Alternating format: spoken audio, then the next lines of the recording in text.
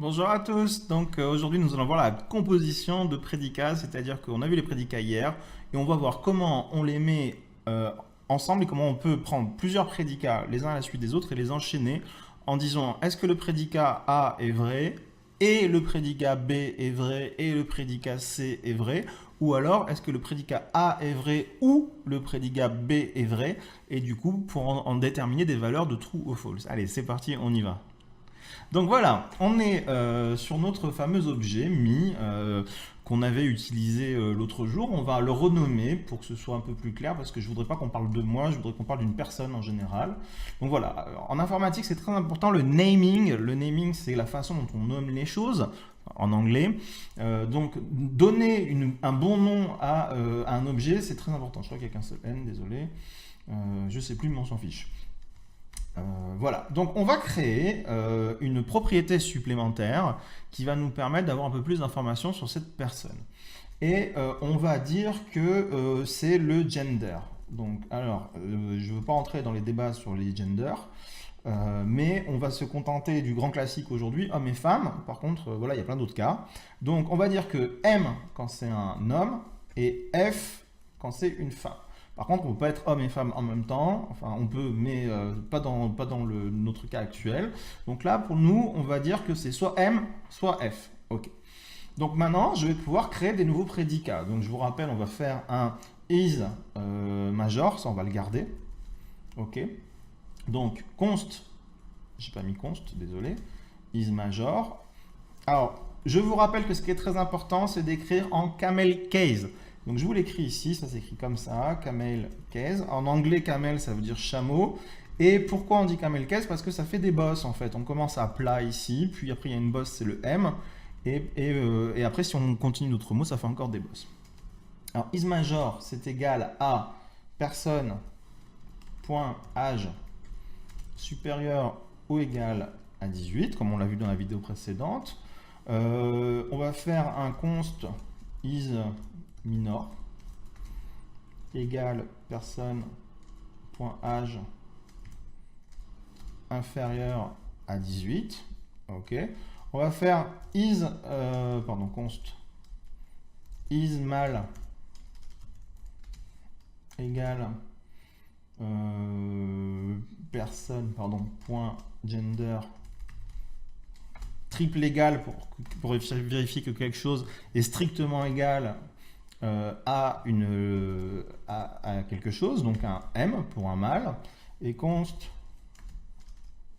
is female. En anglais, female ça veut dire femme, ça veut pas dire femelle, hein, et mâle ça veut dire homme, hein, donc il y a des gens qui parlent pas bien anglais, c'est pas du sexisme. Point gender est égal à F. Voilà. Donc maintenant, si je souhaite vérifier que quelqu'un est un homme, une femme, de plus de 18 ans. Comment je fais? Donc ça veut dire que pour que ce soit une femme de plus de 18 ans, il faut que is major soit true et que is female soit à true aussi. Donc je veux tester à gauche qu'il y ait quelque chose qui va le true et à droite qu'il y ait quelque chose qui va le true. Et il faut que je dise à l'ordinateur vérifie que les deux sont vrais. Donc c'est assez simple. Donc je vais faire const is major and is female égale is major and, le fameux et, ça s'écrit avec le et commercial qui est copié deux fois. Donc ce symbole là ça veut dire et en langage informatique. Dans les prédicats, dans la comparaison de prédicats, ça veut dire et. Donc is major and is female. Donc si les deux sont true, ça vaudra le is major and is female vaudra true. Donc on y va, on va faire un console log de is major and is female et on va regarder ce que ça donne ici. On fait CTRL R et c'est faux. Alors pourquoi c'est faux? Parce que is major, j'ai 28 ans donc c'est vrai, mais j'ai marqué que j'étais un M, donc un homme, donc c'est pas vrai. Maintenant supposons que je sois une femme, je change par F ici, je sauvegarde, je recharge et ça fait true. Donc comment ça fonctionne l'opérateur booléen? Donc c'est un opérateur booléen parce qu'il va... Alors rappelez-vous les booléens c'est true ou false, donc ça c'est un booléen. ça c'est un booléen, et donc on fait une opération entre deux booléens, et on les compare. Et on regarde lequel est vrai et lequel est faux. Donc is major, ça va vérifier, ça fait true. Donc ça veut dire qu'on peut continuer. Et ensuite on regarde le second, ça fait true.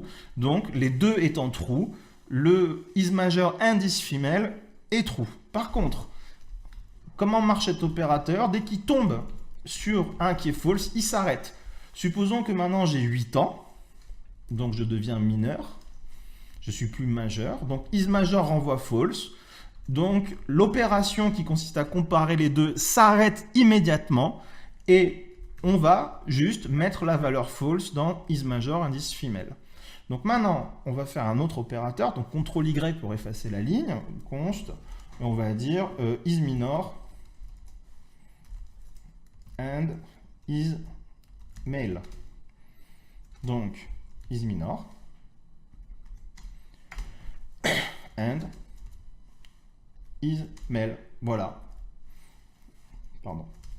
J'ai oublié le point virgule, très important le point virgule.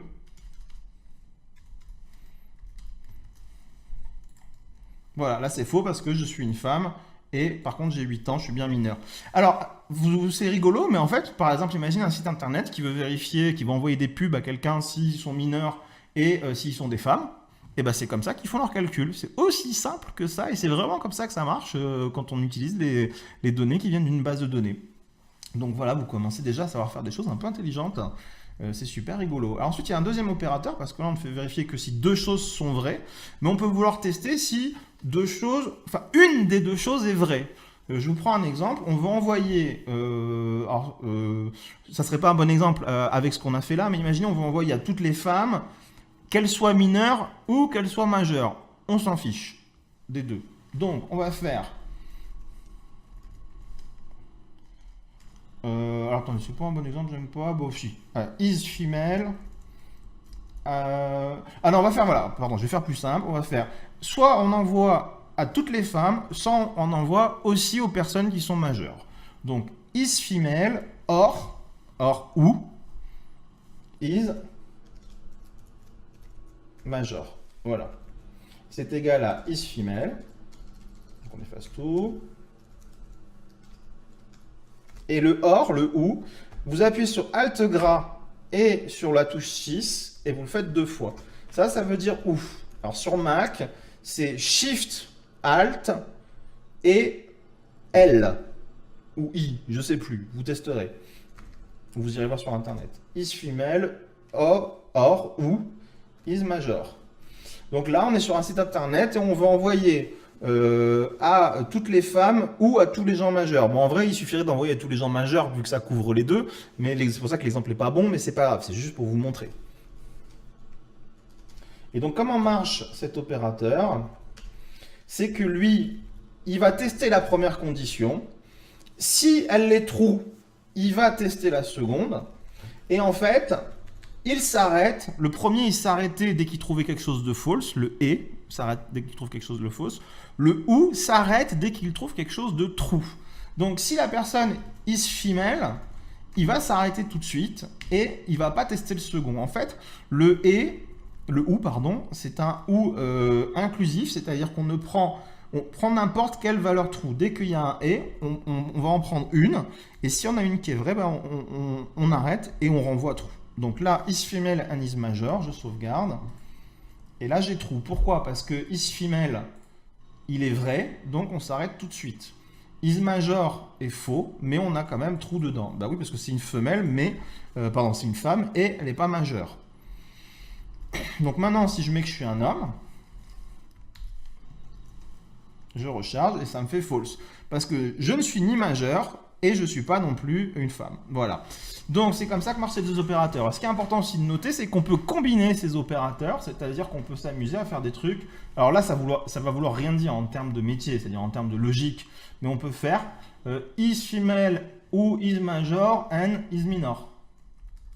Voilà. Et aussi, ce qui est important, et on peut faire et is male. Et aussi, ce qui est important à savoir dans la composition d'opérateurs de prédicats, c'est qu'il faut gérer les parenthèses. C'est-à-dire que si on met des parenthèses ici, par exemple ici, et ici. En fait, ce qu'il va faire, l'ordinateur, c'est qu'il va d'abord tester la validité de ce sous-prédicat-là. Donc, il va, là, si je vous fais, je vais le faire un peu comme ça, voilà. On va faire avec, voilà. Donc, il va prendre cet ensemble-là, il va le traiter. Et donc, il va lui donner une valeur qui va être true ou false. Et ensuite, ici, il va aller ici. Et il va prendre tout ce qu'il y a là-dessous. Et là, il va en déduire si c'est true ou false. Et ensuite, là, il va donc avoir un des deux. Donc là, on va dire que lui est false. Et on va dire que lui est true. Et là, il va appliquer l'opérateur et entre les deux. Et il va en sortir quelque chose. Là. Donc true et false. Ça veut dire que ça va donner quelque chose qui va être false. Voilà.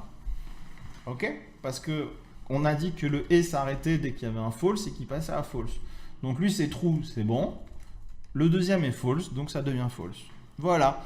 Moi, je vous invite vraiment à jouer. Fabriquez-vous un objet personne. Faites varier les choses. Inventez-vous des prédicats. Composez les prédicats. Jouez avec. Mettez des parenthèses. Enlevez des parenthèses. Faites sortir des true, des false. C'est super important de savoir ça parce qu'on s'en sert tous les jours. Voilà, je vous remercie beaucoup pour cette vidéo. Et on se revoit très très vite.